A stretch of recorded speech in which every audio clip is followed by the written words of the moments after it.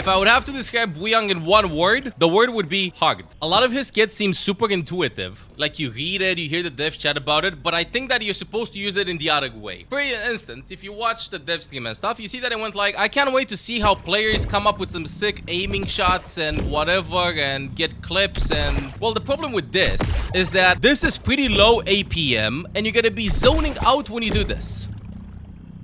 It's limiting your gameplay a lot, APM is low, and maybe you'll do this when somebody's gonna be trying to escape around the corner, or maybe in some duels and stuff. Most of the times, your gameplay will be something like this. Because the ball, you see that whoosh sound, and the color changes a little bit too? Well, that means that it does maximum damage that it can possibly do. You wanna focus down on somebody in front of you? If you do this, you'll barely do any damage. But if you do this, you see the big explosion that's gonna be happening. Now, here's the thing. If you let it go, then obviously it will fall. Why is this very important? I can aim like this and then let go. And I'll do max damage with this. A little bit tricky to get the timing right compared to holding it and controlling it. So what this means that in the chokes, let's say you want to spam over there, you're gonna find yourself doing this quite a lot. Or let's say there's a team fight, you're probably gonna be doing this. Rather than controlling it, if that makes sense. The gameplay is not like, whoa, I'm gonna land some damage. Don't get tricked by that. Yeah, like, yeah, this is cool and stuff, but it's probably gonna be like this most of the times. Probably gonna be like this. This works super well with this as well. I have a video about perks in which I discussed about Wuyang's perks, and these two synergize really well because this one says it gets increased the passive healing by 40% for 2 seconds when you deal damage with water orbs. Well, I have 3 orbs right now. I will eventually land one of them in the chokes. If let's say this is a little bit too tricky and you want to get extra healing and stuff, you don't even have to fully charge these. I mean, you can just do this if you want to get some extra healing happening instead of like you fully charging it. I don't recommend it, but just to showcase the example that out of the 3 balls, one will probably land and you'll get extra healing for it if you go with this combination. Another tip that I have with primary fire, if you feel like you're gonna land the shot on the target, you won't. You have to over aim. Let's say you want to aim at somebody around that corner. You gotta lower it down. See what I mean? Like over here, I personally feel like I want to do it now. And this does not land, but I want to wait a bit. I feel like you gotta over aim a little bit for this to travel. Aim a little bit more, especially around corners. If you want to do something like this, like I personally want to let go now, and that's not gonna hit. But oh, see what I mean? If you play a lot of Wuyang, you'll know exactly what I mean. I think it's pretty hard to showcase this, but TLDR is at the beginning try to overcompensate for the shots by aiming a little bit further than you feel like you should. I don't know why this is happening. Probably because you get baited by the speed that this has initially, and then this I feel like changes a little bit. One suggestion that I have would be for Blizzard to add so that you can see the balls through the walls, but I don't think that they're gonna be doing that. Let's chat about healing, the restorative stream. Place a passive healing stream on an ally, hold on the target to manually heal at an improved rate, consuming resource. A lot of Wuyang players completely forget about this and then they just use it. They come back to the fight and they use it like this. If you make somebody full HP, this will still stay on them. You don't have to keep it on them. You can just move it. It has 0 cooldown. For instance, you can put it on a tracer. Or, as I like doing it right now, I like keeping it on my tank because the tank will definitely take poke damage. And I'm going to be farming my ultimate really fast because of it. It's a little bit different than Zenyatta's orb. You got to maintain line of sight for this to be active. And then if you break line of sight, just make sure to re-enter it so that your teammates can still benefit from this. This is not necessarily on the Wuyang player, but it's on your teammates as well. And again, I chatted about the perks a little bit earlier. If you have them available, then the passive healing will increase by a little bit. Let me do some damage. Passive healing increases by a bit, and you'll feel the difference. Let's talk about a burst healing aspect of it. So you have a resource on this. If it reaches 0, you gotta wait for it to recharge. I think that deep down, there is a tempo to this hero that I personally haven't figured it out for his gameplay. I think that it probably is going to be something like you start with healing, you do a lot of damage, you spam, you spam, you spam, you spam, you go back to healing. Let's check out the range of Mercy healing. I heal from here, so from over here with Mercy. You know what they say?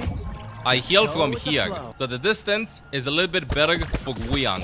your beam is longer than Mercy's. One trick that I learned with this is your E refills your meter when you use it. So right now, if I use E, I get 30-40% off of it. Let me show you again. So that's really interesting because this means that I can do a lot of healing by doing this. I heal. E. I heal. That's a lot. A little bit of healing. E. And then healing. I think that this is probably going to be the optimal combo. Don't be tricked by the fact that, bro, but his balls are so cool to control. Whoa. No, bro, just...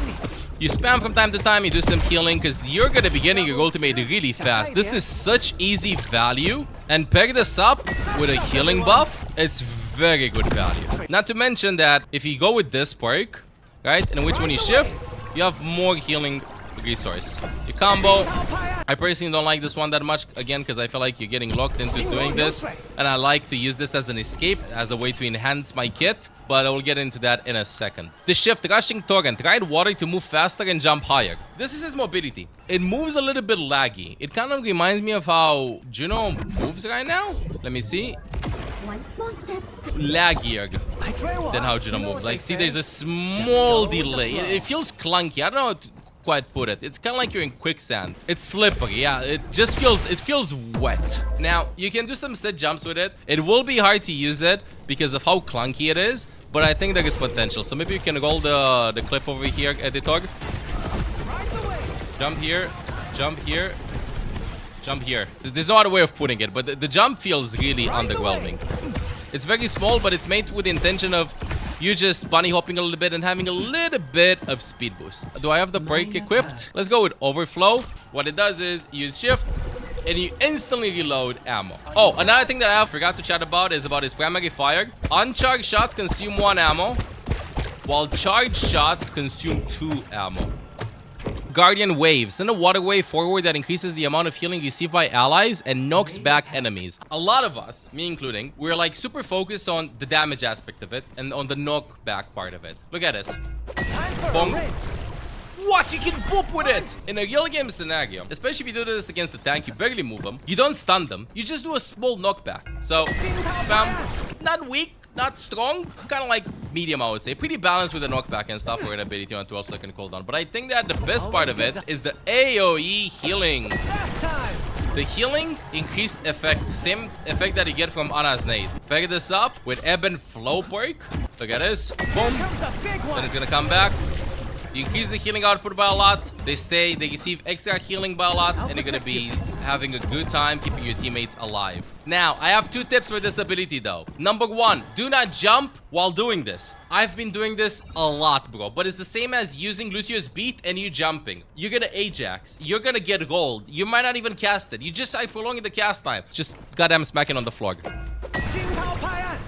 That's it. Just smack it on the floor so that you reduce the cast time and actually have a chance of getting it off. Another thing is, it has a cast time. So, well-timed around corners, you can just do this. Here comes a big one. A little bit tricky to get the timing off, but you can start the animation before the wall and then peek and then do this. Because a lot of the times, you might start the animation like this. Use your E, I mean, and then you might die. So, maybe consider doing this. Around walls. That's another tip. This is disappointing a little bit. The E is similar to how Shatter works, right? I mean, I understand why it works like that, but look what I mean. Time for a race. It doesn't go on the floor. I think over here, it will go on the floor.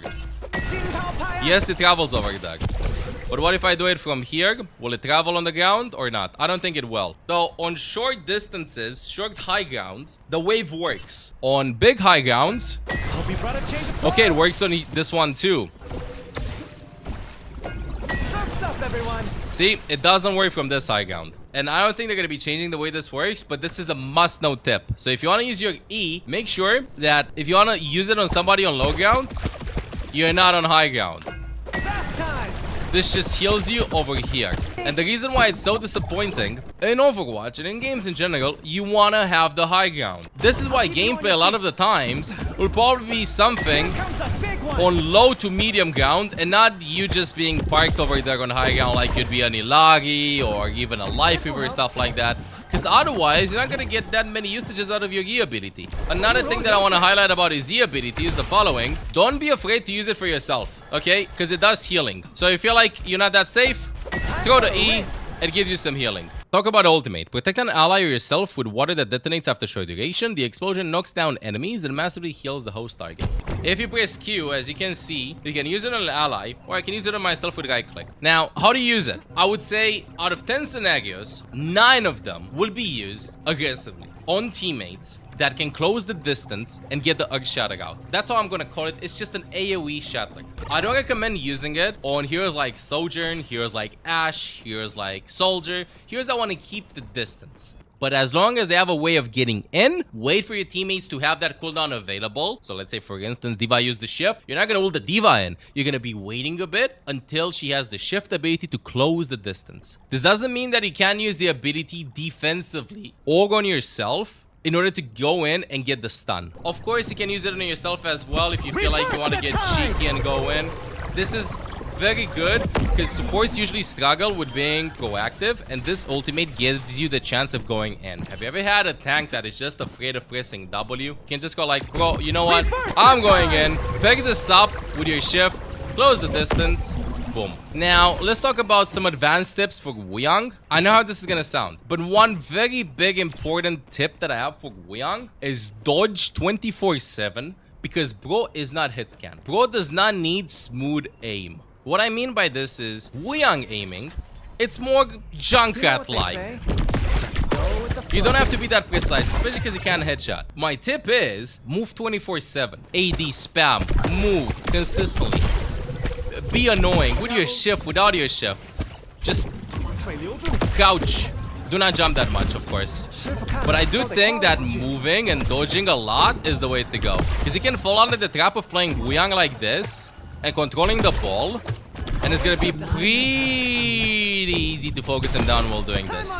Move consistently because you do not need to be that precise with this hero to get value out of him. So another tip that I have is don't be stuck into one playstyle. This hero is meant for multitasking. There's no way the playstyle would be this. I'll keep you on your feet.